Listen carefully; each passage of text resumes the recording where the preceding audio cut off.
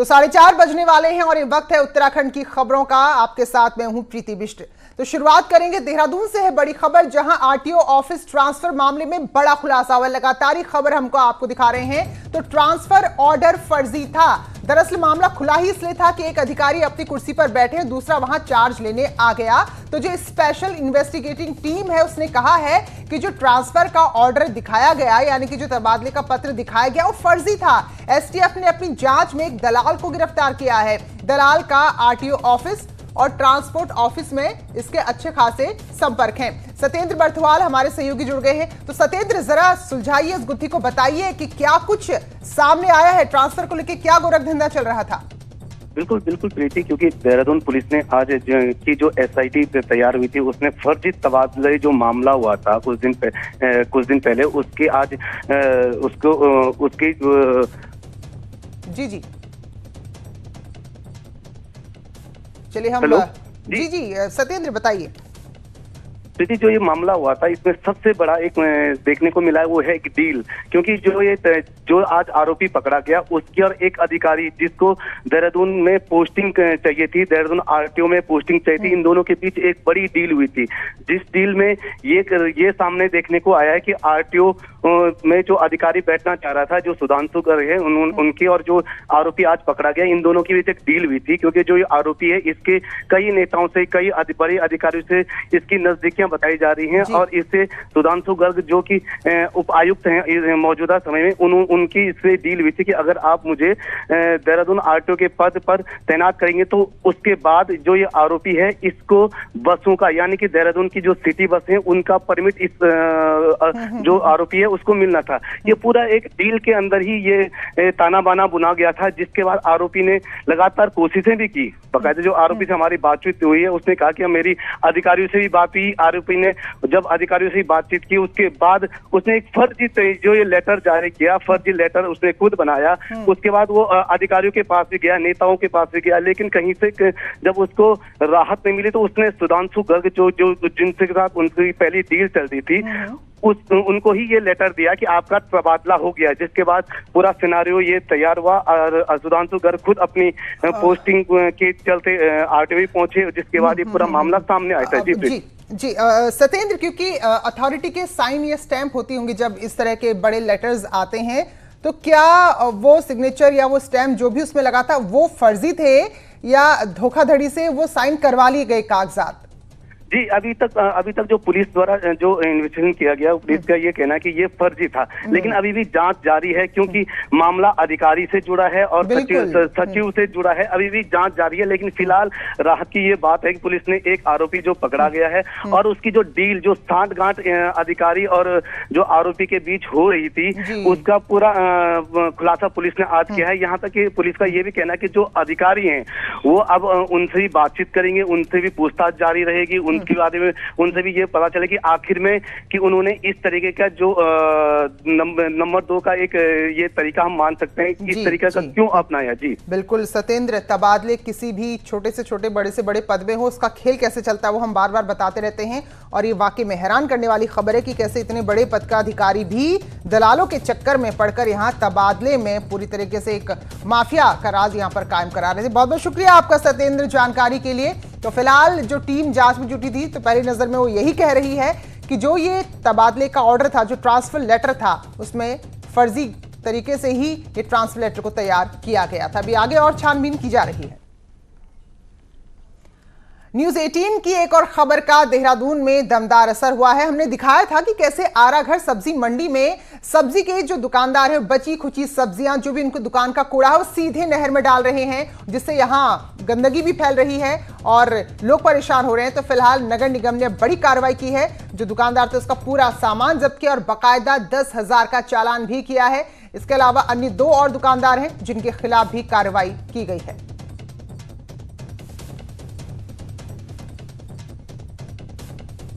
तो 2 तस्वीरें आप देख रहे हैं जो हमने दिखाई थी खबर कि कैसे यहां पर मनमानी की जा रही है और एक तरह से पूरे राजधानी को बीमारी का अड्डा बनाया जा रहा है। तो कार्रवाई हुई है, 10,000 का चालान किया है और दुकान का जो भी सामान था उसे भी जब्त कर लिया गया है।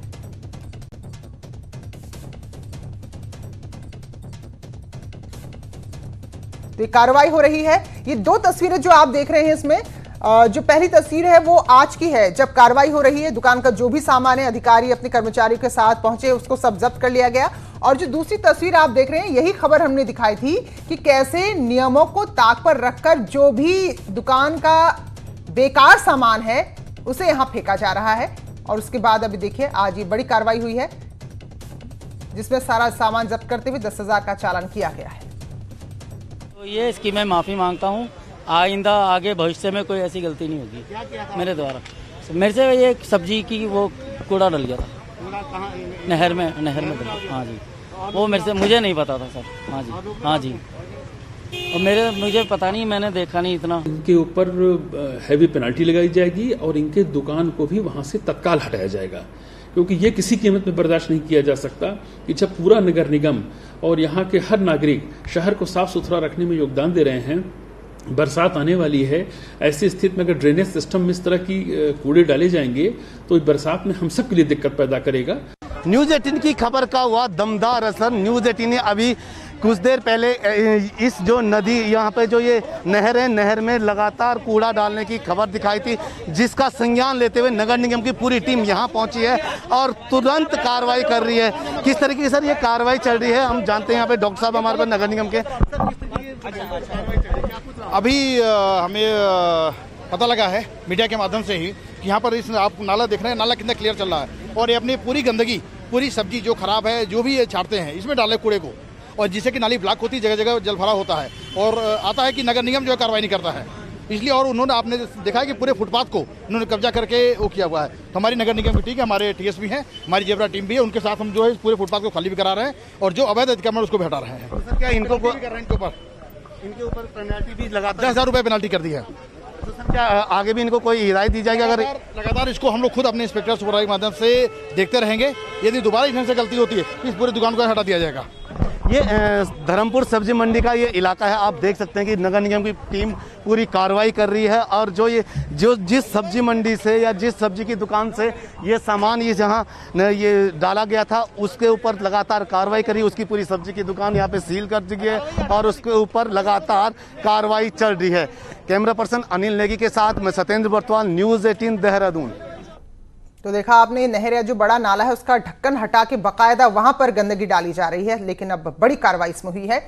अगली खबर भी बड़ी खबर है, जहरीली शराब कांड से जुड़ी हुई खबर है। तो देहरादून में कांड हुआ था जिसमें 9 लोगों ने अपनी जान गंवाई थी। तो इसके आरोपी अजय सोनकर उर्फ घोंचू को हाईकोर्ट से जमानत मिल गई है। हाईकोर्ट की एकल पीठ ने सरकार के जवाब के बाद माना है कि घोंचू का मामले से सीधे तौर पर कोई संबंध नहीं है, यानी कि इसकी सीधी सीधी कोई भूमिका नहीं है। और इसके बाद अदालत ने घोंचू को जमानत दे दी है। तो देहरादून के पथरिया पीर इलाके में जहरीली शराब से 7 लोगों की जान गई थी, जिसके बाद पुलिस ने अजय सोनकर को आरोपी बनाते हुए मुकदमा दर्ज किया था। निचली अदालत से घोंचू को जमानत नहीं मिली, लेकिन अब हाईकोर्ट ने उसको जमानत दे दी है, ये मानते हुए कि सीधे तौर पर वो इसमें शामिल नहीं था।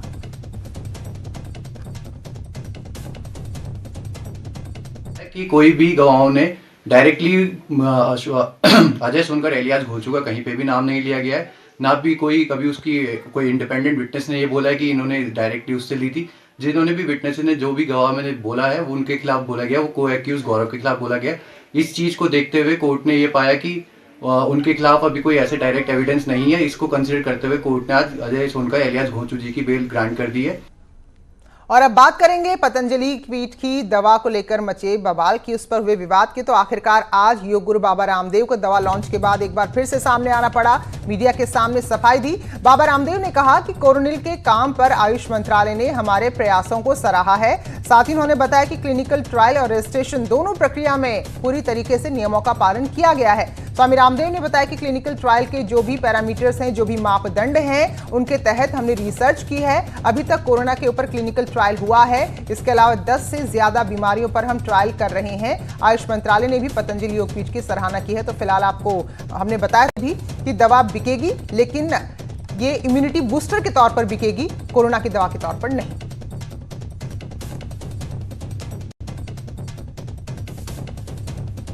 आखिर जब आयुष मंत्रालय ने भी कहा है कि भाई पतंजलि ने जो 23 जून को कोरोना के संदर्भ में जो randomised placebo control double blind clinical trial किया। ये मेडिकल टर्मिनोलॉजी है। Randomised placebo control double blind clinical trial किया। उसमें 3 दिन में 69%, 7 दिन में 100 के 100% पेशेंट नेगेटिव हो गए। उसका पूरा डेटा हमने आयुष मंत्रालय को दे दिया। उसके लिए जो भी रिसर्च के लिए अप्रूवल से लेने थे, CTRI के अप्रूवल से लेकर के, वो सारे के सारे अप्रूवल्स भी हमने आयुष मंत्रालय को सबमिट कर दिए।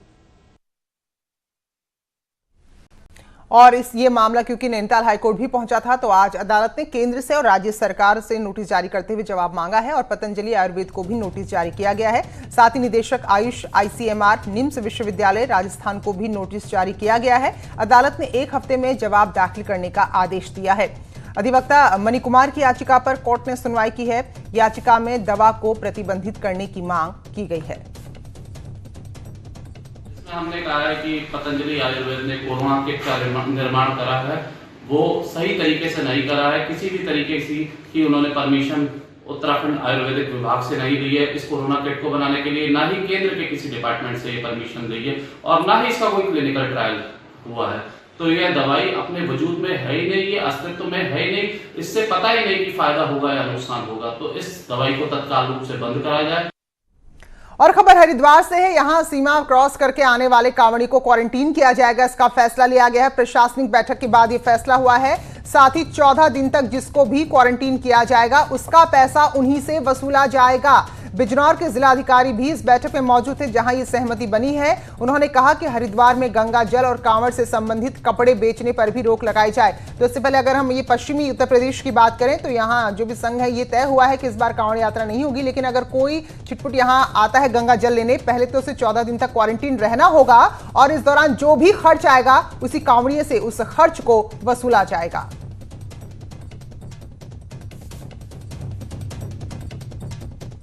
और आज अनलॉक 2 का पहला दिन है। सोशल डिस्टेंसिंग से लेकर मास्क पहनने की अनिवार्यता की धज्जियां आज उड़ती हुई दिखी है।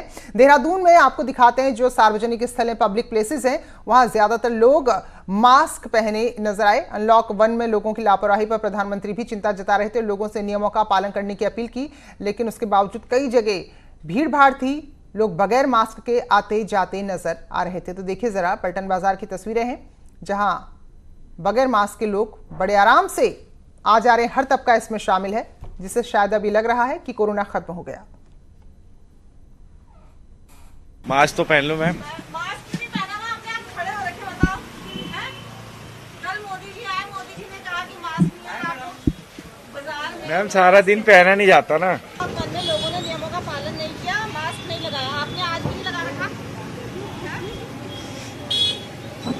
आप मानते हैं गलत है? दुकान में बैठे हुए हैं बिना मास्क लगाए, आप बताइए। लॉकडाउन में मास्क नहीं लगाया, आज आपने भी नहीं लगा रखा। Sorry ma'am. मतलब कोई फॉलो ही नहीं कर रहा है, इतना बोला भी गया है। Sorry ma'am. और पहले ही दिन लोगों ने फिर से नियमों का पालन नहीं किया। पब्लिक प्लेसेस में विदाउट मास्क लोग अभी भी नजर आ रहे हैं। प्रधानमंत्री नरेंद्र मोदी ने अपने संबोधन में अनलॉक 1 पर लोगों के नियम तोड़ने पर नाराजगी भी जताई थी और उन्होंने कहा था कि जो भी लोग बाहर निकल रहे हैं वो मास्क जरूर पहने। अनलॉक 2 में इस बात का खास ख्याल रखा जाए, लेकिन अनलॉक 2 शुरू होते ही लोग फिर भी मास्क पहनते हुए नजर नहीं आ रहे हैं और अपनी तरफ से लोगों के बहाने जो है वो यही है कि दिन भर मास्क नहीं पहना जा रहा है। कैमरा पर्सन अनिरुद्ध रावत के साथ भारती सुकलानी, न्यूज़ 18 देहरादून। तो हम भी बार बार याद दिला रहे कि कोरोना खत्म नहीं हुआ और हर रोज आंकड़े आप भी देख रहे हैं, तो समझिए स्थिति अभी और ज्यादा चिंताजनक है, इसलिए पूरा ध्यान रखें। इसी बीच टिहरी के जड़ी पानी क्वारंटीन सेंटर में एक व्यक्ति की मौत के बाद स्वास्थ्य महकमा अलर्ट हो गया है। बताया जा रहा है कि 52 वर्षीय व्यक्ति 24 जून को दिल्ली से आए थे और जड़ी पानी में क्वारंटीन थे। उन्हें कैंसर की भी शिकायत थी। 30 जून को देर रात उनकी मौत हो गई, जिसके बाद कोरोना की गाइडलाइंस के तहत परिजनों द्वारा अंतिम संस्कार किया गया और परिजनों को भी क्वारंटीन कर दिया गया है। CMS का कहना है कि कैंसर से ही व्यक्ति व्यक्ति की मौत हुई है। हालांकि अभी जो सैंपल रिपोर्ट है उसका इंतजार किया जा रहा है। और जो भी मृत्यु का कारण है वो फर्स्ट उसमें तो ये कैंसर ही लग रहा है, क्योंकि मेटास्टेसिस की वजह से इनकी मृत्यु हुई है, जो लीवर में कैंसर फैल गया था। उधर नोएडा से कोटद्वार पहुंचे 53 साल के व्यक्ति की संदिग्ध हालात में मौत से हड़कंप है। आज सुबह ही पूरा परिवार नोएडा से कोटद्वार पहुंचा था।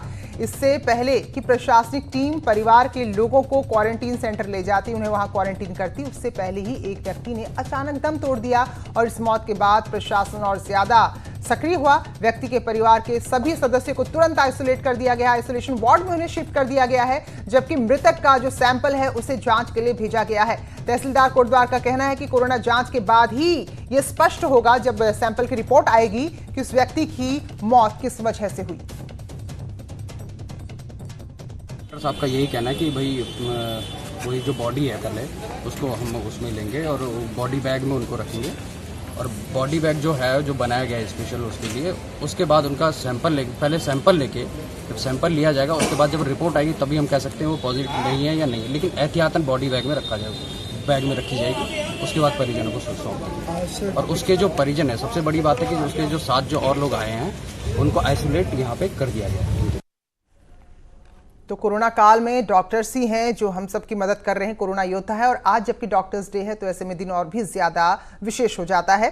तो ये फर्स्ट लाइन फाइटर्स हैं ये डॉक्टर्स। उत्तराखंड में भी करीब 2400 सरकारी डॉक्टर्स हैं जो कोरोना से लगातार फाइट कर रहे हैं, अपनी जिम्मेदारी निभा रहे हैं। तो ऐसे सभी सरकारी डॉक्टर्स को हेल्थ सेक्रेटरी अमित नेगी ने डॉक्टर्स डे की शुभकामनाएं दी। उन्होंने कहा कि डॉक्टर्स के प्रयास से कोरोना के हालात में राज्य नियंत्रण पाने में कामयाब रहा है। हमारे सारे डॉक्टर्स ने बहुत बढ़िया काम करा है, दिन रात वो लगे हैं सभी पब्लिक की सर्विस करने के लिए, और मेरी तरफ से उनकी शुभकामनाएं हैं। और मैं बहुत बहुत धन्यवाद इस सचिव के रूप में भी उनका देना चाहूँगा कि उनकी वजह से हमारी कोरोना की फाइट बहुत अच्छी चल रही है।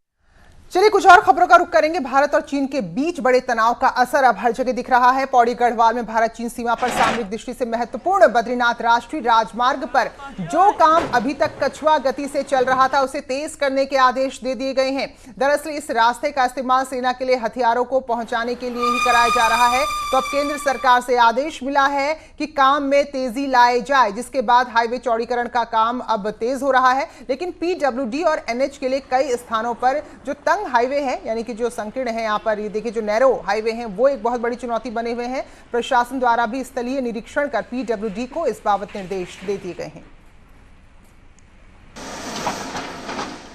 तो इसका भी लाभ जरूर जो कॉन्ट्रैक्टर ले रहा है, लेकिन जो है हमने उसको निर्देशित भी किया है और ऊपर से भी हमें आदेश हैं कि इसको जो है कार्य को तेजी लाई जाए, रोड को थोड़ा बंद कर दिया जाए और डाइवर्ट कर दिया जाए ट्रैफिक को। लेकिन हमारा ओपिनियन ये बना कि इंडिया चाइना की सेंसिटिव है अभी कंडीशन, तो हो सकता है कि हमारा जो आर्मी का हैवी ट्रैफिक होगा उसको मूव करने में कहीं परेशानी ना आ जाए। हम यहाँ पता चला कि क्लोजर करके ब्लास्टिंग से काम कर रहे हैं और सडनली आर्मी को अपने मूव करने की जरूरत पड़े, तो हमने वो चीज़ प्रपोजल अभी नहीं कर रहे हैं। उधर हल्द्वानी से नैनीताल और अल्मोड़ा को जाने वाला राष्ट्रीय राजमार्ग कई जगह खुदा हुआ है। पिछली बरसात में जो भी भूस्खलन हुआ था उसकी मरम्मत का काम साल भर बाद भी पूरा नहीं हो पाया है, जिससे कई जगह भूस्खलन का खतरा अभी और ज्यादा बढ़ गया है। हालांकि जो राष्ट्रीय राजमार्ग के अधिकारी हैं वो कह रहे हैं कि कोरोना की वजह से काम में थोड़ी सुस्ती आ गई है, क्योंकि मजदूर काम के लिए नहीं मिल पा रहे। लेकिन सवाल यही है कि कोरोना तो अभी पिछले 2-3 महीने से आया है, उससे पहले ये काम पूरा क्यों नहीं हुआ। देखिए, जो भी कार्य हम कराते हैं वो एक अनुबंध के तहत कराते हैं, जिसमें अनुबंध का टाइम पीरियड होता है। वो टाइम पीरियड अभी कॉन्ट्रैक्टर के पास है, वो टाइम पीरियड ख़त्म नहीं हुआ है। और ये कोविड-19 के गाइडलाइन के अनुसार ना कुछ काम हमारे डिले हो गए हैं। जल्द ही उत्तराखंड को व्यासी जल विद्युत परियोजना से 120 मेगावाट बिजली मिलने लगेगी, जिससे राज्य में बिजली की किल्लत काफी हद तक कम हो जाएगी। यमुना नदी पर बन रहे बहुप्रतीक्षित व्यासी जल विद्युत परियोजना पर साल 1986 से काम चल रहा था। बीच में कई बार ये काम रुका भी, लेकिन अब करीब 34 साल बाद परियोजना पूरी होकर उत्तराखंड को 120 मेगावाट बिजली देने के लिए तैयार है। 31 मार्च 2021 तक परियोजना का काम पूरा होगा और 1 अप्रैल से परियोजना का लाभ राज्य की जनता को मिलने लगेगा। व्यासी परियोजना की जो कमिश्निंग डेट है उसको बोर्ड ने अब मार्च 2021 निर्धारित किया है। खटीमा नगर पालिका इलाका पिछले 3 हफ्ते में कूड़े के ढेर में तब्दील हो चुका है। तस्वीरों को देखेंगे तो आप भी यही मानेंगे। नगर के 20 वार्ड से कूड़ा ना उठने से जगह जगह गंदगी फैली हुई है। लोग बदबू से परेशान हैं। आवारा जानवर कूड़े को जहां तहां बिखेर रहे हैं। वहीं पालिका प्रशासन जल्द ही ट्रंचिंग ग्राउंड ढूंढकर उसके बाद समस्या के निदान की बात कह रहा है, लेकिन तब तक लोगों को इसी गंदगी में रहना होगा। नगर पालिका की है सारी गंदगी और यहाँ जगह जगह फेंक जाते हैं, कूड़ा उठा नहीं रहे हैं। बहुत ही बदबू से परेशान हैं हम लोग और यहाँ इसकी गंदगी से महामारी फैलने डर है। कृपया आप इसको उठाइए। इसकी व्यवस्था में तहसीलदार साहब के सुपरविजन में दिन रात लगे हैं हम, और ये बहुत जल्दी जो है इसकी समस्या का समाधान आपके निर्देशन में और नियंत्रण में हो जाएगा। पौड़ी में खाद्य एवं पूर्ति विभाग द्वारा अलग अलग इलाकों में बनाए गए गोदामों और राशन डीलर की दुकानों में रखे गए खाद्यान्न सामग्री का स्टॉक का उठान नहीं हो पा रहा है, यानी कि वहां से सामान इधर उधर नहीं जा पा रहा, डिस्ट्रीब्यूट नहीं हो रहा है। तो इससे अब विभाग के सामने और डीलर के सामने दिक्कत हो गई है कि इतना सामान कहाँ रखे हैं। और हालत यह है कि APL, BPL समेत जो अन्य कोटे के मिले निःशुल्क और सामान्य राशन का पिछड़ा स्टॉक है वो उपभोक्ताओं तक नहीं पहुंचा है। वहीं सितंबर तक के 3 महीने का और राशन अभी यहां पर पहुंचना है। तो अब दिक्कत यह है कि जगह नहीं है, जो राशन आएगा अब उसे कहां रखा जाएगा। वाला जब लेगा नहीं तो राशन रखेंगे कहाँ हम। अगर आपने मुझको कह दिया कि आप 2-3 महीने का राशन मैं ले आया, लेकिन फिर आप अगले महीने कह रहे हैं कि 3 महीने का और उठाइए, कहाँ उठाऊंगा मैं। और उसके बाद अन्य जो योजनाओं का हमने रेगुलर का दिया था वो अभी तक पूरा नहीं बढ़ पाया है। तो दुकानदारों द्वारा लगातार बोला जा रहा है कि हमारे पास स्टोरेज के लिए जगह नहीं है, तो हम 3 माह का उठान करने में अभी सक्षम नहीं है। तो हमारे पास भी कैपेसिटी नहीं रह गई है गोडाउन के अंदर। ऑलरेडी हमारा गोडाउन फुल हो चुका है। State institute of hotel management नई टिहरी का चयन अखिल भारतीय तकनीकी शिक्षा परिषद के अनुमोदन के लिए हुआ है, जो संस्थान के लिए एक बहुत बड़ी उपलब्धि है और इसका पत्र संस्थान को मिल चुका है। साल 2016 से वो SAICT के अनुमोदन के लिए लगातार प्रयास कर रहे थे, लेकिन अब जाकर इसमें कामयाबी मिली है। डायरेक्टर का कहना है कि इससे संस्थान को एक नई दिशा मिलेगी और छात्रों को भी इसका लाभ मिलेगा। गरीब और SC/ST के छात्रों को AICT की गाइडलाइन के अनुसार सीटें मिलेंगी। जो रणनीति हमारी रहेगी कि छात्रों को मैक्सिमम जो है इसका फ़ायदा मिल सके। यहाँ के लोगों को, पहाड़ के लोगों को जो है मैक्सिमम इस एजुकेशन में प्रायोरिटी मिल सके, और जो गरीब वर्ग के छात्र हैं, जो अनुसूचित वर्ग के छात्र हैं, उनको जो है फ्री शिक्षा, जैसे कि AICT के अनुमोदन के पश्चात जो सीटों में जो बंटवारा हुआ है उनके मुताबिक उनको जो है शिक्षा प्राप्त हो सके। और मॉनसून के आते ही देहरादून में टमाटर और लाल हो गया। इन दिनों टमाटर के दाम 50 रुपए के पार हो गए हैं। कोरोना के डर के चलते टमाटर व्यापारियों ने टमाटर की सप्लाई निरंजनपुर मंडी में बंद कर दी, जिसकी वजह से थोक मंडी में ही टमाटर 30 से 35 रुपए की दर से बिक रहा है। टिहरी मसूरी से आने वाला टमाटर देहरादून में नहीं पहुंच रहा है, जिसकी वजह से यहां पिछले 4 दिन से इसके दाम 50 से 60 रुपए पहुंच गए हैं।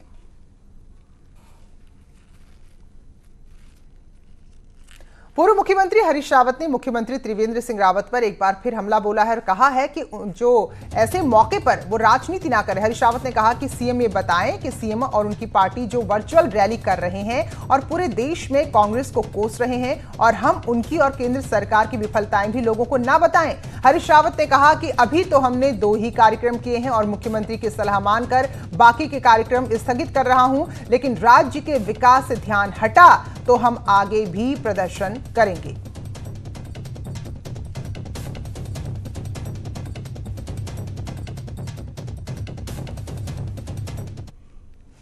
तो उत्तराखंड के बुलेटिन में अभी बस इतना ही। शाम 7:30 बजे फिर होगी आपसे मुलाकात राज्य की खबरों के साथ।